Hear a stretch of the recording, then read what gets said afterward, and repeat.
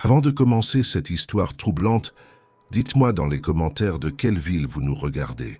J'adore savoir d'où vous venez et je réponds toujours à tout le monde.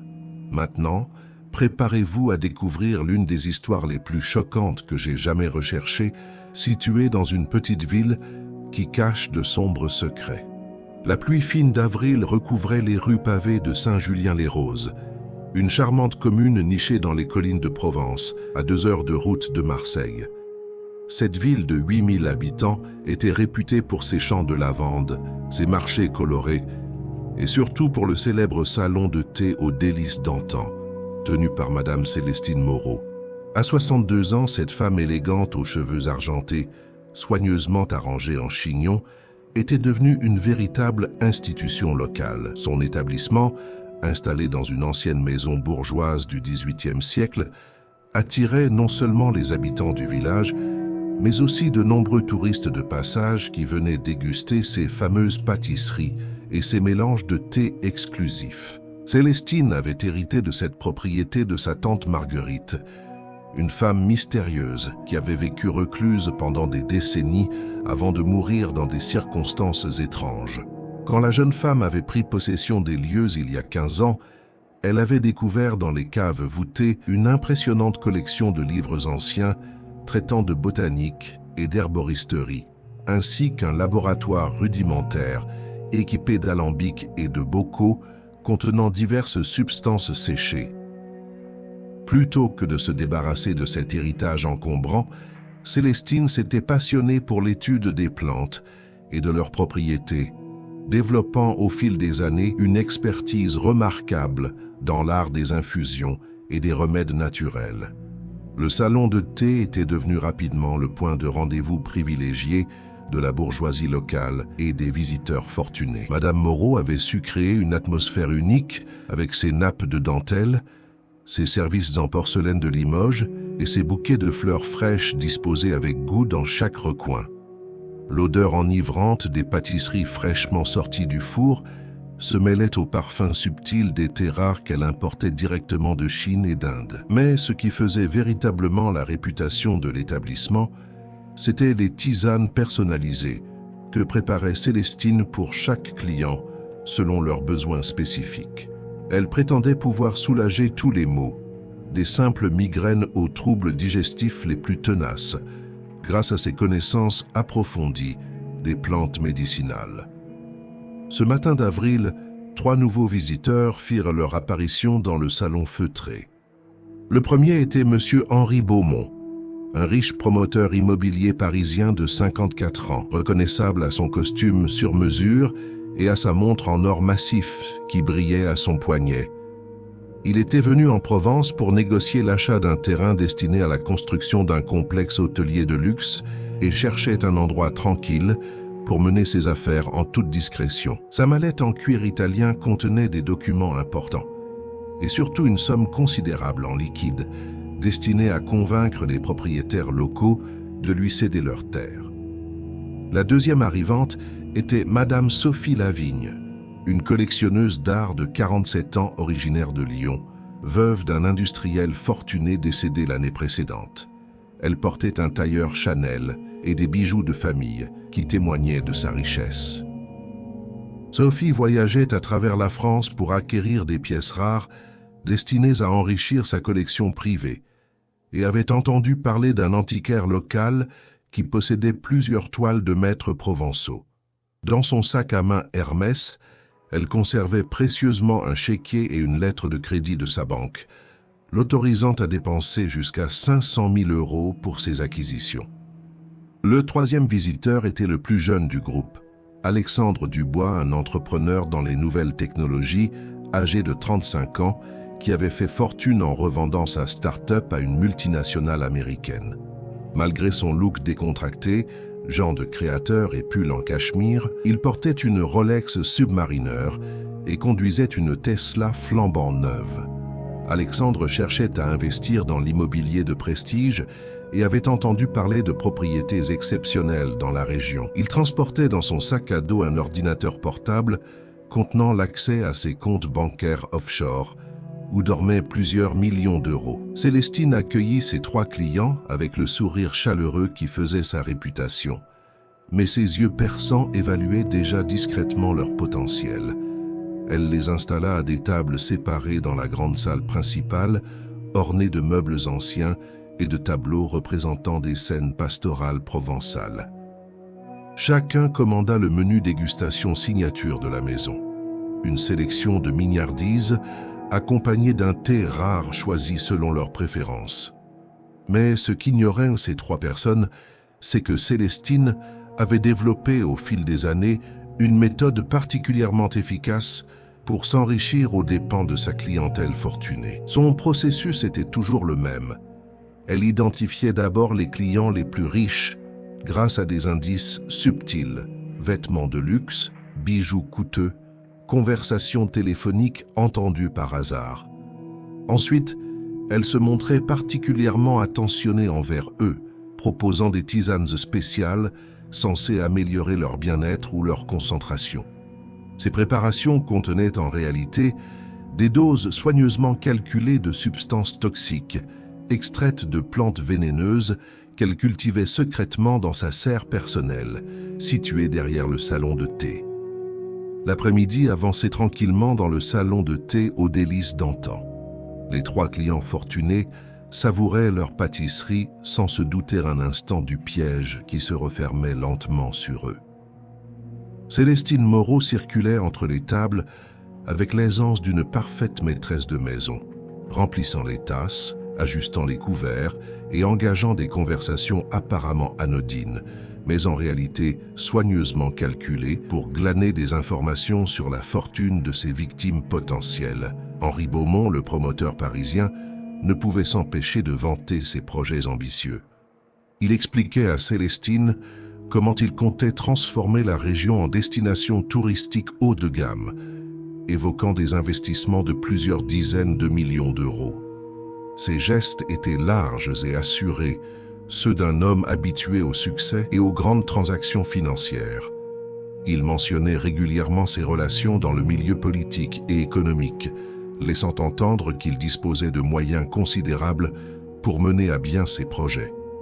Ce qui frappa particulièrement Célestine, c'est qu'il payait systématiquement en espèces, sortant d'épaisses liasses de billets de sa mallette en cuir comme s'il s'agissait de simples monnaies de poche. Sophie Lavigne, de son côté, se montrait plus discrète mais tout aussi révélatrice de sa richesse. Elle examinait avec l'œil expert d'une collectionneuse avertie chaque objet d'art présent dans le salon de thé, évaluant mentalement leur valeur et leur authenticité.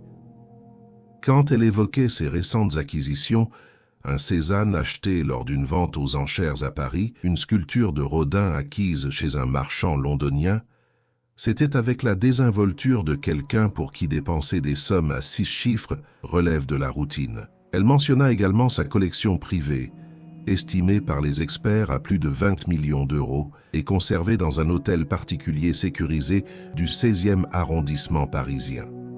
Alexandre Dubois représentait la nouvelle génération d'entrepreneurs fortunés. Malgré son apparence décontractée, il trahissait sa richesse par de nombreux détails. Sa montre hors de prix, son téléphone dernier cri qu'il consultait régulièrement pour suivre l'évolution de ses investissements, et surtout sa façon de parler d'argent avec une facilité déconcertante. Il évoquait ses placements en crypto-monnaie, ses participations dans diverses start-up prometteuses et ses projets d'acquisition immobilière dans plusieurs pays européens. Quand il mentionna qu'il cherchait à diversifier un portefeuille de 15 millions d'euros, Célestine dut faire un effort considérable pour conserver son expression bienveillante et ne pas laisser transparaître l'avidité qui montait en elle. Vers 16 heures, Célestine proposa à ses 3 clients une dégustation spéciale de ses tisanes exclusives, présentées comme des mélanges rares élaborés selon des recettes familiales transmises depuis des générations. Henri Beaumont reçut une infusion présentée comme un tonifiant, destinée à améliorer la concentration et la prise de décision dans les affaires. Sophie Lavigne se vit proposer une tisane censée affiner le goût artistique et stimuler la créativité. Quant à Alexandre, Célestine lui prépara un mélange supposé favoriser l'intuition financière et la réussite dans les investissements. Chacune de ces préparations avait été soigneusement dosée avec des extraits de plantes toxiques, de la digitale pourpre pour Henri, de la belladone pour Sophie et un mélange subtil de ricin et de laurier rose pour Alexandre. Les effets ne se firent pas attendre longtemps. 1 heure après avoir consommé leur tisane, les 3 clients commencèrent à ressentir les premiers symptômes. Henri Beaumont fut le premier à se plaindre de maux de tête et d'une sensation de fatigue inhabituelle. Il attribua ces troubles au stress de ses négociations et au changement d'air, acceptant avec reconnaissance les conseils bienveillants de Célestine qui lui suggéra de prendre une chambre dans l'auberge voisine pour se reposer quelques jours. Sophie Lavigne éprouva des nausées qu'elle mit sur le compte d'une digestion difficile, tandis qu'Alexandre commençait à avoir des vertiges légers qu'il attribua à la fatigue accumulée de ses récents voyages d'affaires. Célestine se montra d'une sollicitude exemplaire envers ses clients souffrants. Elle leur proposa de prolonger leur séjour dans la région, vantant les vertus thérapeutiques du climat provençal et l'efficacité de ses remèdes naturels. Elle connaissait parfaitement les propriétés des substances qu'elle avait administrées. Les symptômes s'aggraveraient progressivement sur plusieurs jours, créant un état de faiblesse et de confusion mentale qui rendrait ses victimes particulièrement vulnérables à ces manipulations. Son plan était rodé à la perfection après des années de pratique clandestine. D'ailleurs, mes chers auditeurs, cette histoire vous intrigue autant que moi quand je l'ai découverte? Si vous aussi vous êtes captivé par ces récits de manipulation psychologique et que vous voulez connaître la suite de cette sombre affaire, n'hésitez pas à vous abonner à la chaîne pour ne rien rater de nos enquêtes. Et dites-moi en commentaire, pensez-vous qu'il est possible de détecter ce genre de personnalité manipulatrice dans la vraie vie? Quels seraient, selon vous, les signaux d'alarme à repérer? Vos témoignages et réflexions enrichissent toujours nos discussions, et j'ai hâte de vous lire. Dans sa cuisine aménagée dans les caves voûtées de l'ancienne maison bourgeoise, Célestine préparait déjà la suite de son plan machiavélique. Elle avait installé dans cette pièce souterraine un véritable laboratoire d'alchimistes modernes, avec des étagères remplies de bocaux contenant des dizaines d'espèces végétales toxiques, soigneusement étiquetées et classées selon leurs propriétés mortifères. Ses connaissances en botanique lui permettaient de doser avec une précision scientifique les quantités nécessaires pour affaiblir progressivement ses victimes sans éveiller immédiatement les soupçons d'un empoisonnement volontaire. Elle tenait également un carnet de cuir rouge où elle consignait méticuleusement chaque expérience, le profil de la victime, les substances utilisées, les doses administrées, l'évolution des symptômes et bien sûr le montant des biens subtilisés une fois le décès survenu. Ce journal macabre contenait les détails de 18 meurtres perpétrés au cours des 5 dernières années, chacun soigneusement maquillé en mort naturelle ou accidentelle. Les victimes étaient toujours des personnes isolées, de passage dans la région, sans famille proche susceptible de poser des questions embarrassantes sur les circonstances de leur décès. Le lendemain matin, un épais brouillard matinal enveloppait Saint-Julien-les-Roses, conférant au village un aspect mystérieux et inquiétant. Les cloches de l'église Saint-Pierre sonnaient 8 heures, quand Célestine ouvrit les volets de son salon de thé, affichant ce sourire bienveillant qui trompait si efficacement ses victimes. Elle avait revêtu une élégante robe en soie bleu marine, agrémentée d'un collier de perles, incarnant parfaitement l'image de la commerçante respectable qu'elle cultivait avec tant de soin depuis des années. Ses 3 clients de la veille avaient tous passé une nuit particulièrement difficile dans leurs hébergements respectifs. Henri Beaumont, installé à l'hôtel Le Mas des Oliviers, avait été réveillé plusieurs fois par des sueurs froides et des palpitations cardiaques qu'il attribuait au stress de ses affaires. Les effets de la digitale commençaient à se manifester de manière plus prononcée, affaiblissant progressivement son système cardiovasculaire. Sophie Lavigne, qui logeait dans une chambre d'hôte réputée du centre-ville, avait souffert de nausées persistantes et d'une vision légèrement trouble, premier signe de l'intoxication à la belladone. Quant à Alexandre Dubois, hébergé dans un gîte rural en périphérie du village, il éprouvait des douleurs abdominales croissantes et une sensation générale de malaise qu'il peinait à expliquer. Malgré leur état de santé préoccupant, les 3 victimes se présentèrent au salon de thé vers 9 heures, attirées par les promesses thérapeutiques de Célestine et son expertise autoproclamée en remède naturel.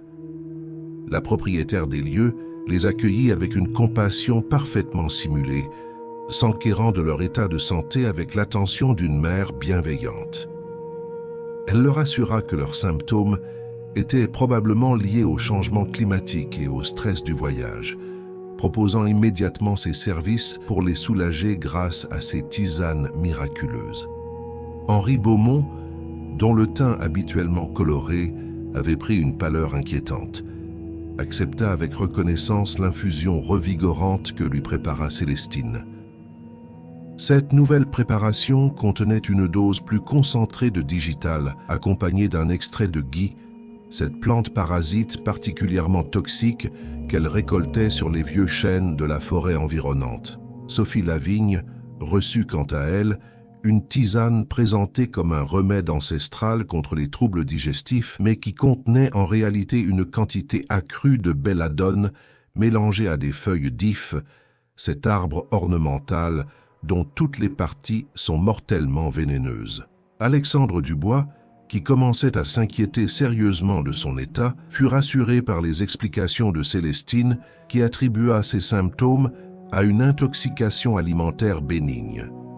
Elle lui proposa une décoction spéciale censée purifier l'organisme, mais qui contenait en réalité une concentration dangereuse d'huile de ricin associée à des extraits de ciguë, cette plante tristement célèbre pour avoir servi à empoisonner Socrate dans l'Antiquité.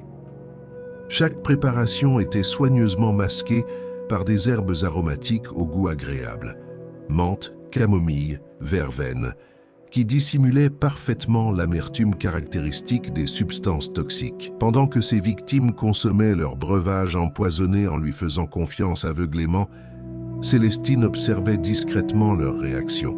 Elle avait développé au fil des années une véritable expertise dans l'art de l'empoisonnement progressif, sachant exactement quelle dose administrer pour affaiblir ses victimes sans provoquer leur décès immédiat. Son objectif était de les maintenir dans un état de dépendance vis-à-vis de ses soins, créant une relation de confiance qui lui permettrait d'accéder plus facilement à leurs biens une fois leur état critique atteint. Vers midi, l'état des 3 clients s'était sensiblement dégradé. Henri Beaumont éprouvait des difficultés respiratoires et des douleurs thoraciques qu'il tentait de masquer derrière sa prestance habituelle d'homme d'affaires. Sophie Lavigne souffrait d'hallucinations visuelles légères et d'une désorientation croissante qui l'empêchait de se concentrer sur ses projets d'acquisition artistique. Alexandre commençait à présenter des signes de défaillance rénale, avec des œdèmes aux chevilles et une fatigue extrême qui l'obligeait à s'appuyer régulièrement contre les meubles pour ne pas tomber. Célestine joua parfaitement son rôle de soignante dévouée, proposant à ses clients de s'installer dans les chambres qu'elle louait à l'étage du salon de thé pour leur permettre de se reposer dans un environnement calme et bénéficier de ses soins personnalisés. Cette offre apparemment généreuse correspondait en réalité à une étape cruciale de son plan, isoler ses victimes de tout contact extérieur pour pouvoir agir en toute impunité. Les 3 malades acceptèrent avec gratitude cette proposition, trop affaiblis pour réaliser qu'ils se plaçaient ainsi à la merci de leur empoisonneuse. L'installation des victimes dans les chambres privées de Célestine marquait le début de la phase la plus dangereuse de son opération criminelle. Elle avait aménagé ces pièces de manière à pouvoir surveiller constamment ses patients, tout en ayant accès à leurs effets personnels. Des caméras dissimulées lui permettaient d'observer leurs moindres gestes et de détecter le moment optimal pour s'emparer de leurs biens de valeur. Elle avait également installé un système de ventilation modifié qui lui permettait de diffuser dans l'air des vapeurs toxiques supplémentaires si nécessaire. Dans l'après-midi, Elle rendit visite à chacun de ses clients pour leur apporter de nouveaux remèdes, en réalité, des préparations encore plus concentrées en substances mortelles. Henri Beaumont reçut une potion présentée comme un fortifiant cardiaque, mais contenant une dose massive de digital qui provoquerait un arrêt cardiaque dans les heures suivantes. Sophie Lavigne absorba un élixir supposé clarifier l'esprit, mais chargé de neurotoxines extraites de champignons vénéneux. Alexandre consomma un breuvage prétendument détoxifiant, mais saturé de poisons végétaux qui achèvèrent de détruire ses fonctions vitales. Chaque geste de Célestine était calculé avec la précision d'un chirurgien et la froideur d'un prédateur. Elle avait perfectionné sa technique au point de pouvoir prédire avec une exactitude troublante le moment exact où chacune de ses victimes rendrait son dernier souffle. Cette capacité à orchestrer la mort avec une telle maîtrise technique témoignait d'une personnalité profondément psychopathique, capable de dissimuler sa nature monstrueuse derrière une façade de respectabilité bourgeoise. La nuit tombait sur Saint-Julien-les-Roses quand les premiers signes critiques se manifestèrent chez les 3 victimes de Célestine Moreau. Un orage grondait au loin, illuminant par intermittence les volets clos du salon de thé où se déroulait un drame silencieux. À l'étage, dans les chambres feutrées transformées en mouroirs de luxe, 3 vies s'éteignaient lentement sous l'œil impassible de leur bourreau. Henri Beaumont fut le premier à entrer en phase terminale. Vers 22 heures, les doses cumulées de digital provoquèrent chez lui des troubles cardiaques majeurs. Ses battements devenaient irréguliers et de plus en plus faibles, tandis que ses extrémités se refroidissaient progressivement. Dans ces derniers moments de lucidité, le promoteur immobilier tenta d'appeler des secours avec son téléphone portable. Mais Célestine avait prévu cette éventualité. Un brouilleur dissimulé dans les chambres empêchait toute communication vers l'extérieur. Le riche Parisien s'éteignit vers minuit dans d'atroces souffrances, emportant avec lui les codes de ses comptes bancaires que Célestine avait patiemment observés et mémorisés pendant qu'il consultait ses relevés dans l'après-midi. Sophie Lavigne résista plus longtemps aux effets de l'empoisonnement, mais son agonie ne fut pas moins terrible. La belladone et les neurotoxines fongiques provoquèrent chez elle des convulsions accompagnées d'hallucinations terrifiantes. Dans son délire, elle voyait les murs de sa chambre se couvrir d'araignées géantes et entendait des voix menaçantes qui l'appelaient depuis l'au-delà. Ces cris déchirants résonnaient dans le silence nocturne, mais les murs épais de l'ancienne demeure bourgeoise et l'isolement du salon de thé empêchaient tout voisin de percevoir ces appels au secours. La collectionneuse d'art rendit son dernier souffle à l'aube, non sans avoir révélé à Célestine, dans ces moments de confusion, les codes d'accès à son coffre-fort personnel où elle conservait ses bijoux les plus précieux. Alexandre Dubois, le plus jeune et physiquement le plus résistant du trio, lutta contre la mort jusqu'au milieu de la matinée suivante. Les poisons végétaux avaient provoqué chez lui une défaillance multiorganique progressive particulièrement douloureuse. Ses reins cessèrent de fonctionner, entraînant une accumulation de toxines dans son organisme qui décuplait ses souffrances. Dans ces derniers instants, l'entrepreneur technologique parvint à comprendre qu'il avait été empoisonné, mais il était déjà trop tard pour qu'il puisse alerter quiconque ou se défendre. Il mourut en serrant dans sa main son téléphone portable, dernier lien avec un monde qu'il ne reverrait jamais. Célestine avait assisté à chaque agonie avec le détachement clinique d'un scientifique observant une expérience. Elle prenait des notes détaillées dans son carnet rouge, consignant les symptômes, les réactions et les temps de survie de chaque victime. Ces observations lui permettaient de perfectionner constamment sa technique et d'ajuster ses dosages pour les empoisonnements futurs. Quand le dernier souffle d'Alexandre s'éteignit, elle ressentit non pas de la culpabilité ou des remords, mais plutôt une satisfaction professionnelle teintée d'excitation à l'idée des richesses qu'elle venait d'acquérir. La phase suivante de son plan consistait à faire disparaître discrètement les corps et à s'approprier les biens de ses victimes. Célestine avait aménagé dans ses caves un four crématoire artisanal alimenté au gaz, dissimulé derrière un faux mur. Cette installation lui permettait de réduire en cendres les dépouilles de ses victimes sans laisser de traces compromettantes. Les cendres étaient ensuite dispersées dans la forêt environnante ou mélangées au compost de son jardin secret, celui où elle cultivait ses plantes vénéneuses.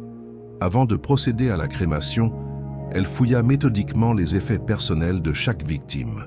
Dans la mallette d'Henri Beaumont, elle découvrit non seulement les 150 000 € en liquide qu'il transportait pour ses transactions immobilières, mais aussi ses cartes bancaires et tous les codes d'accès nécessaires pour vider ses comptes. Le portefeuille de Sophie Lavigne contenait plusieurs chèques en blanc signés, ainsi que les coordonnées de son banquier privé et de son gestionnaire de patrimoine. Quant à Alexandre Dubois, son ordinateur portable déverrouillé donnait accès à ses comptes de crypto-monnaie et à ses plateformes d'investissement en ligne. Grâce aux informations glanées au cours des conversations avec ses victimes et aux données récupérées sur leurs appareils électroniques, Célestine était en mesure de vider intégralement leurs comptes bancaires avant que leur décès ne soit officiellement découvert. Elle avait mis au point un système sophistiqué de transfert d'argent via des banques offshore et des comptes anonymes qui rendaient pratiquement impossible toute traçabilité des fonds détournés.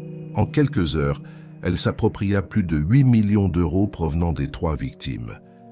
Cette somme colossale s'ajoutait aux magots déjà considérables qu'elle avait accumulés au cours de ses 5 années de crimes en série. Célestine avait transformé son salon de thé en une véritable machine à générer de l'argent sale, attirant méthodiquement des proies fortunées qu'elle dépouillait après les avoir éliminées. Son mode opératoire était d'une efficacité redoutable. Elle ciblait exclusivement des personnes isolées, sans famille proche qui voyagèrent seules et disposaient de liquidités importantes. La disparition de ces victimes passait généralement inaperçue pendant plusieurs semaines, voire plusieurs mois. Les proches éventuels attribuaient d'abord cette absence de nouvelles aux aléas du voyage ou à des problèmes de communication. Quand des inquiétudes commençaient à naître, Célestine avait déjà eu largement le temps de faire disparaître tous les indices compromettants et de transférer l'argent volé vers des paradis fiscaux. Elle avait également établi des témoignages de complaisance auprès de certains habitants du village, moyennant rétribution, qui attestaient avoir vu les disparus quitter la région en bonne santé et de leur plein gré. Son système était si bien rodé qu'elle n'avait jamais été inquiétée par la justice. Les rares enquêtes ouvertes suite au signalement de disparition s'enlisaient rapidement, faute d'indices tangibles. Célestine savait jouer de son statut de notable local respecté et de son image de commerçante intègre pour détourner tous les soupçons. Elle entretenait d'excellentes relations avec les autorités locales, n'hésitant pas à organiser des réceptions privées pour le maire, les gendarmes et les notables de la région, consolidant ainsi son réseau de protection sociale. 3 semaines après la disparition mystérieuse du trio de victimes, la routine apparente avait repris ses droits à Saint-Julien-les-Roses. Le salon de thé aux délices d'antan continuait d'attirer sa clientèle habituelle, et Célestine Moreau affichait toujours ce sourire bienveillant qui faisait sa réputation dans toute la région. Personne ne soupçonnait que cette femme respectable venait d'orchestrer un triple meurtre avec un sang-froid glacial, s'enrichissant de plusieurs millions d'euros au passage. Cependant, un élément imprévu allait venir perturber la tranquillité de l'empoisonneuse. Le mardi matin, un homme d'une 40aine d'années se présenta au salon de thé. Il s'agissait de commissaire Julien Mercier, officier de police judiciaire rattaché à la brigade criminelle de Marseille. Grand mince, aux cheveux châtains légèrement grisonnants et au regard perçant, il possédait cette aura d'autorité discrète caractéristique des enquêteurs expérimentés. Ancien militaire reconverti dans la police, il avait développé au fil de ses 20 années de carrière un instinct remarquable pour détecter les anomalies et percer les mystères les plus complexes. Sa présence à Saint-Julien-les-Roses n'était pas le fruit du hasard. Depuis plusieurs mois, il enquêtait sur une série de disparitions inexpliquées dans le sud-est de la France, toutes concernant des personnes fortunées qui voyageaient seules dans des régions touristiques. Un schéma troublant se dessinait. Chaque victime avait été vue pour la dernière fois dans un établissement tenu par une femme d'âge mûr, réputée pour ses remèdes naturels et ses tisanes thérapeutiques. Le commissaire Mercier avait identifié 7 cas similaires au cours des 3 dernières années, répartis entre la Provence, la Côte d'Azur et les Alpes de Haute-Provence.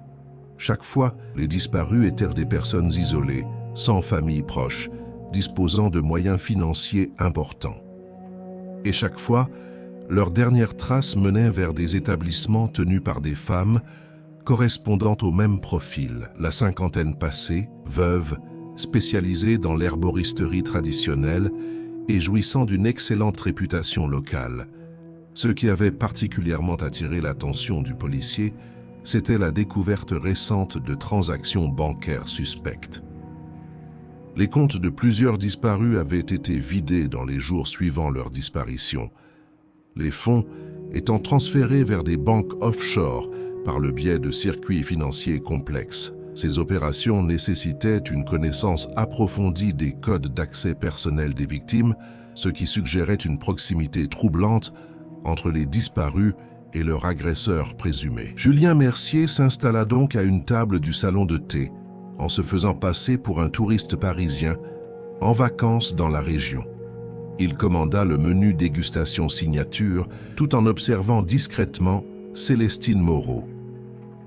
Son expérience d'enquêteur lui permettait de déceler immédiatement les signes révélateurs d'une personnalité dissimulée.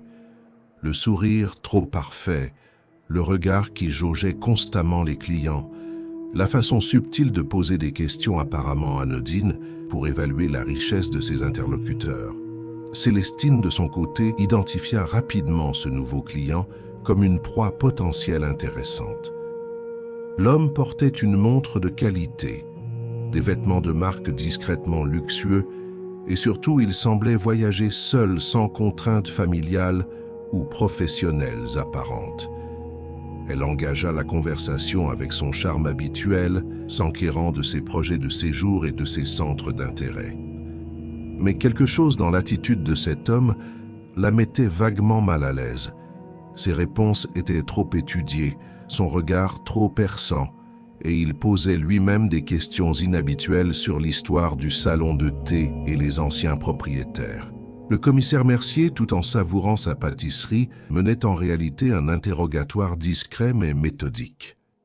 Il s'enquit de la fréquentation de l'établissement, des types de clientèle habituels, et même des éventuels incidents ou problèmes de santé survenus parmi les clients au fil des années. Célestine répondit avec l'assurance de quelqu'un qui avait préparé ses réponses depuis longtemps, minimisant systématiquement tout événement susceptible d'éveiller des soupçons. Quand le policier évoqua les bienfaits des plantes médicinales et demanda à visiter le jardin d'herbes aromatiques dont on lui avait vanté la richesse, Célestine accepta avec un empressement qui masquait mal sa nervosité croissante. Elle le guida vers sa serre personnelle, située à l'arrière du bâtiment, en prenant soin d'éviter soigneusement la partie où elle cultivait ses espèces vénéneuses. Mais l'œil exercé du commissaire repéra immédiatement plusieurs détails troublants. Des zones du jardin manifestement dissimulées, un système d'aération sophistiqué pour une simple serre d'amateur, et surtout des traces de chaux vives près d'un appentis fermé à clé. L'après-midi s'écoula dans ce jeu du chat et de la souris, chacun des deux protagonistes tentant de percer les intentions de l'autre sans révéler les siennes. Célestine proposa finalement à son client une dégustation de ses tisanes spéciales, mais Julien Mercier déclina poliment, prétextant des problèmes d'estomac qui lui interdisaient ce type de boisson. Cette réaction inattendue confirma les soupçons de la criminelle. Cet homme n'était pas un touriste ordinaire. Le soir même, Célestine Moreau prit une décision qui allait sceller son destin.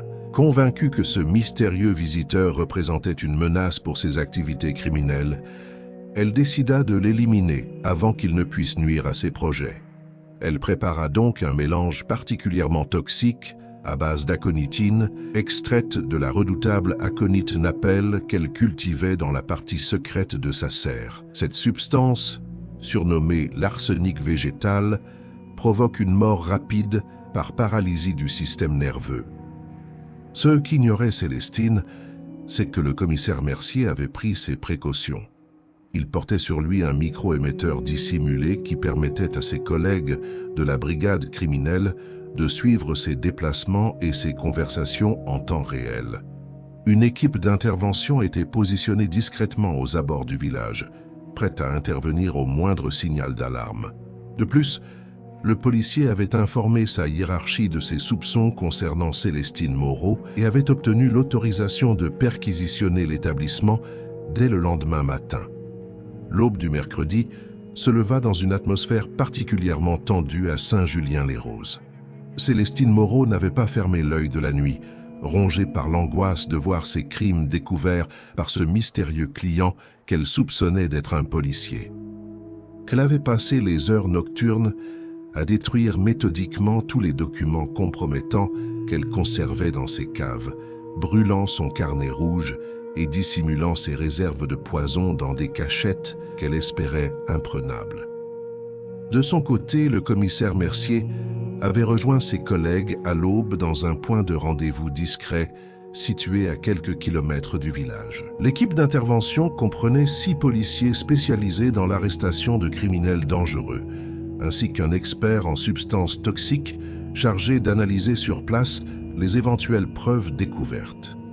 Tous étaient équipés de matériel de protection contre les agents chimiques, car Julien redoutait que Célestine ne tente d'utiliser ses poisons pour résister à l'arrestation. Vers 8 heures du matin, les forces de l'ordre investirent discrètement les abords du salon de thé. Célestine, qui surveillait la rue depuis sa fenêtre, comprit immédiatement que son heure avait sonné.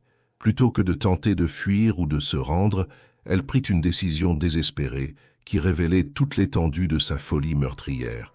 Elle décida d'empoisonner l'intégralité de son stock de pâtisseries et de boissons, transformant son établissement en piège mortel pour tous ceux qui oseraient y pénétrer. Travaillant avec une précision maniaque, elle incorpora dans chaque préparation culinaire des doses massives de ses poisons les plus virulents. Les éclairs au café furent imprégnés d'essence de ricin, les tartelettes aux fruits badigeonnés d'extrait de digital et les thés aromatisés mélangés à de la poudre de champignons vénéneux. En quelques minutes, elle transforma son salon accueillant en véritable chambre de torture où chaque aliment était devenu une arme mortelle. Quand les policiers pénétrèrent dans l'établissement, ils découvrirent Célestine Moreau assise calmement à sa table habituelle, sirotant une tasse de thé avec un sourire énigmatique. Elle portait sa plus belle robe, celle qu'elle réservait aux grandes occasions, et s'était maquillée avec un soin particulier, comme si elle se préparait pour un rendez-vous important. Son attitude désinvolte contrastait étrangement avec la gravité de la situation et la présence des forces de l'ordre armées qui l'entouraient.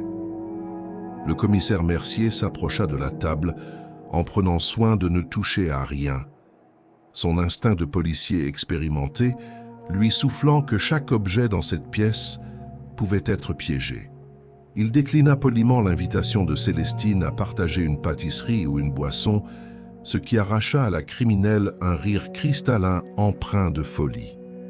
Elle avoua alors avec une désinvolture glaçante avoir empoisonné l'intégralité de son stock alimentaire, défiant quiconque de prouver ses crimes sans risquer de mourir dans d'atroces souffrances. Cette révélation obligea les forces de l'ordre à évacuer immédiatement les lieux et à faire intervenir une équipe spécialisée en substances dangereuses. Le salon de thé fut bouclé dans un périmètre de sécurité élargi et des experts en combinaison de protection intégrale procédèrent à l'inventaire et à l'analyse de chaque produit potentiellement contaminé. Les résultats dépassèrent les craintes les plus pessimistes. Célestine avait effectivement transformé son établissement en arsenal chimique d'une dangerosité extrême.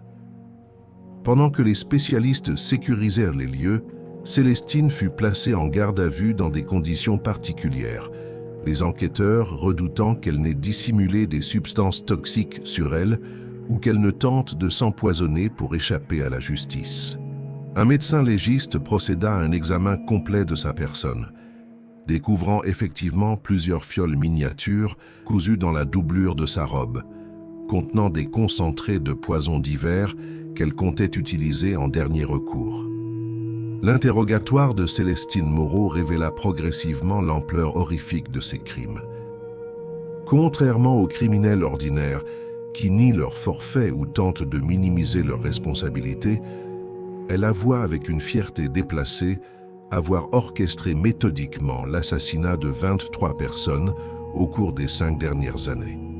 Elle décrivit ses méthodes avec un détachement clinique, comme un scientifique exposant les résultats de ses recherches, détaillant les propriétés de chaque poison utilisé et l'évolution des symptômes chez ses victimes. Ce qui frappa le plus les enquêteurs, c'était l'absence totale de remords ou d'émotion chez cette femme. Elle parlait de ses victimes comme d'objets d'expérimentation, évoquant leur souffrance avec la même neutralité qu'un entomologiste décrivant le cycle de vie d'un insecte. Cette froideur révélait une personnalité profondément psychopathique, dépourvue de toute empathie ou conscience morale, capable de torturer et de tuer uniquement pour satisfaire son appétit de richesse et de pouvoir. Les perquisitions menées dans les caves du salon de thé mirent au jour un véritable laboratoire de la mort. Derrière un mur factice, les enquêteurs découvrirent la serre secrète où Célestine cultivait ses plantes vénéneuses, soigneusement étiquetées et classées selon leur degré de toxicité. Un carnet de bord détaillait les propriétés de chaque espèce, les doses létales et les méthodes d'extraction des principes actifs. Cette documentation révélait des connaissances en botanique toxique qui dépassaient largement celles d'un simple amateur. Plus troublante encore fut la découverte du four crématoire artisanal dissimulé dans une annexe souterraine. Cet équipement sophistiqué avait permis à Célestine de faire disparaître les corps de ses victimes sans laisser de traces, réduisant en cendres toute preuve matérielle de ses crimes. Les analyses pratiquées sur les résidus trouvés dans le four confirmèrent la présence de fragments osseux humains appartenant à plusieurs individus différents. L'enquête financière menée parallèlement révéla l'existence d'un réseau complexe de comptes offshore et de sociétés écrans que Célestine avait mis en place pour blanchir l'argent volé à ses victimes. Au total, elle avait détourné plus de 15 millions d'euros, somme qui était désormais bloquée sur ordre de la justice en attendant sa restitution aux ayants droit des victimes identifiées. Les investigations permirent également de reconstituer l'identité de la plupart des victimes grâce aux objets personnels que Célestine conservait comme trophées dans un coffre-fort secret. Montres de luxe, bijoux précieux, cartes d'identité et photographies familiales témoignaient de l'ampleur du massacre perpétré par cette femme apparemment respectable qui avait fait de la mort son commerce le plus lucratif. Le procès de Célestine Moreau s'ouvrit 6 mois plus tard devant la cour d'assises d'Aix-en-Provence, dans une atmosphère de stupéfaction et d'horreur. L'affaire avait défrayé la chronique dans toute l'Europe, révélant au grand public l'existence d'une tueuse en série d'un genre particulier, qui utilisait ses connaissances en botanique pour éliminer méthodiquement des victimes fortunées. Les médias avaient surnommé l'accusée l'empoisonneuse de Provence, un sobriquet qui résumait parfaitement la nature de ses crimes et leur ancrage géographique. Célestine se présenta au procès avec la même élégance froide qui avait caractérisé toute sa personnalité criminelle. Vêtue d'un tailleur sombre impeccablement coupé, les cheveux soigneusement arrangés et le visage impassible, elle incarnait encore cette respectabilité bourgeoise qui avait si longtemps trompé ses victimes et son entourage. Son attitude durant les audiences oscillait entre l'indifférence hautaine et une forme de satisfaction perverse quand étaient évoqués les détails techniques de ses empoisonnements. L'accusation, menée par un procureur expérimenté dans les affaires criminelles complexes, dressa un réquisitoire implacable contre celle qu'il qualifiait de prédatrice psychopathe ayant transformé l'hospitalité en piège mortel.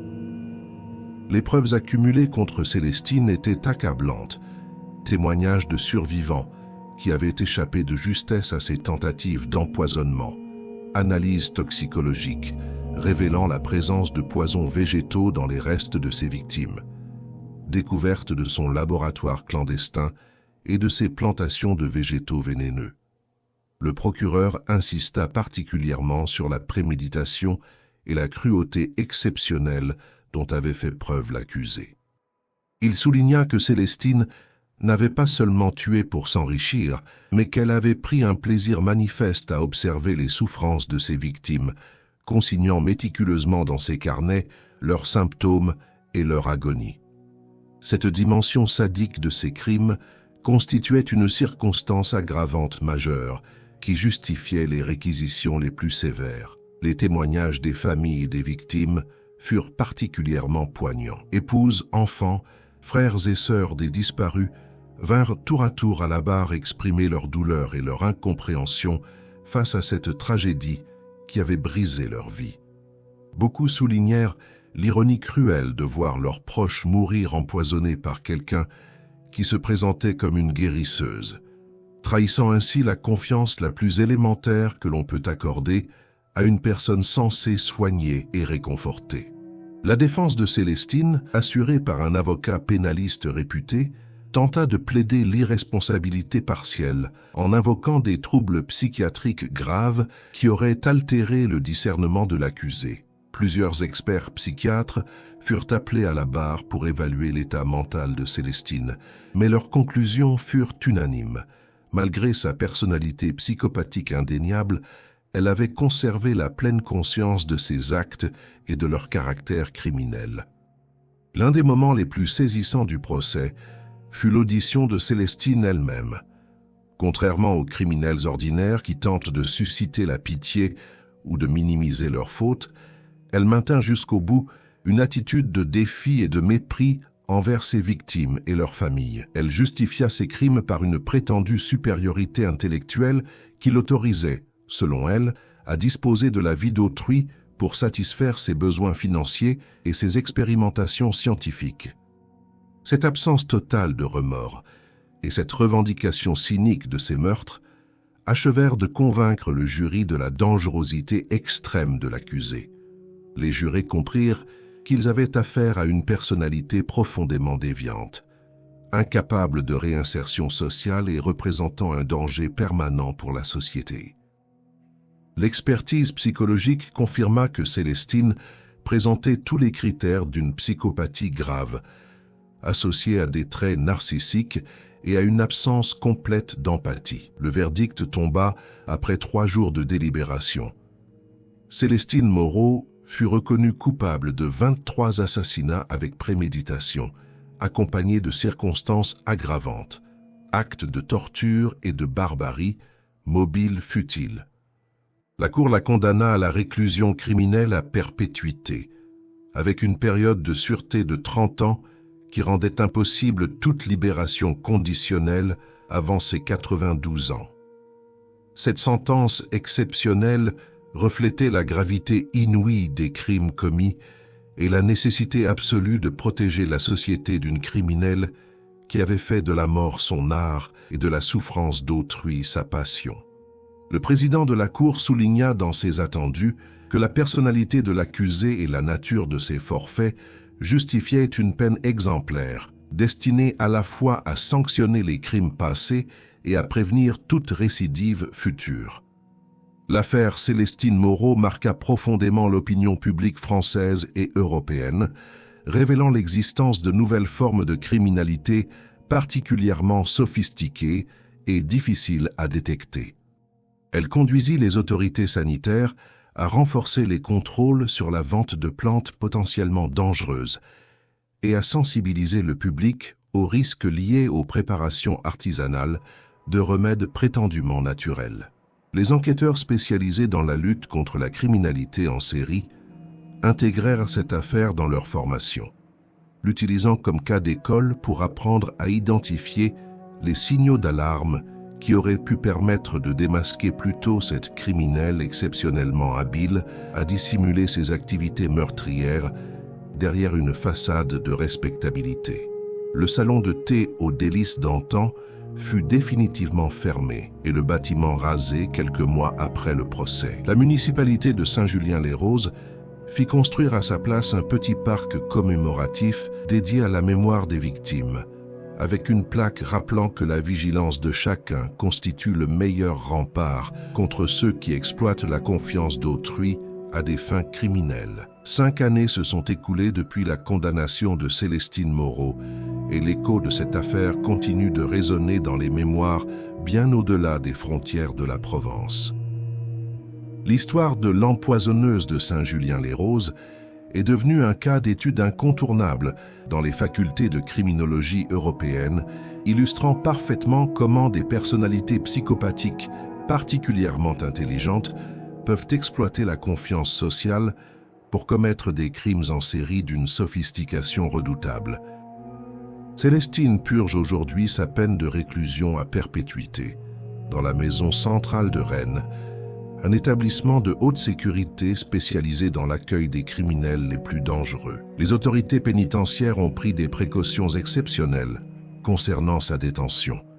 Elle est maintenue à l'isolement complet, privée d'accès à toute documentation botanique ou chimique, et ses repas sont préparés dans une cuisine sécurisée avec des contrôles renforcés pour éviter tout risque d'empoisonnement d'autres détenus ou du personnel surveillant. Malgré ces mesures drastiques, Célestine n'a jamais manifesté le moindre regret concernant ses crimes passés. Les rapports psychiatriques établis régulièrement par les experts de l'administration pénitentiaire confirment la persistance de sa personnalité psychopathique et l'absence totale d'évolution positive de son état mental. Elle continue à considérer ses victimes comme des objets d'expérimentation et revendique encore aujourd'hui la légitimité de ses actes, qu'elle présente comme une forme de recherche scientifique appliquée à la toxicologie végétale. Cette attitude défiante témoigne de l'impossibilité absolue de réinsertion sociale d'une criminelle, dont la dangerosité demeure intacte malgré son incarcération. Les spécialistes en psychologie criminelle qui l'ont étudiée s'accordent à dire que Célestine représente l'archétype de la psychopathe manipulatrice, capable de dissimuler sa vraie nature derrière une façade de charme et de respectabilité pour mieux exploiter ses victimes potentielles. L'enquête menée par le commissaire Julien Mercier lui a valu une reconnaissance nationale et une promotion au grade de commandant. Il dirige aujourd'hui une unité spécialisée dans la traque des tueurs en série, appliquant les méthodes d'investigation qu'il a perfectionnées lors de l'affaire Moreau. Son expertise en matière d'empoisonnement criminel fait de lui un consultant recherché par les polices européennes, confrontées à des affaires similaires, heureusement beaucoup plus rares, mais toujours possibles. Les familles des victimes de Célestine ont pu obtenir une réparation financière partielle grâce à la saisie des biens de la criminelle et au blocage de ses comptes offshore.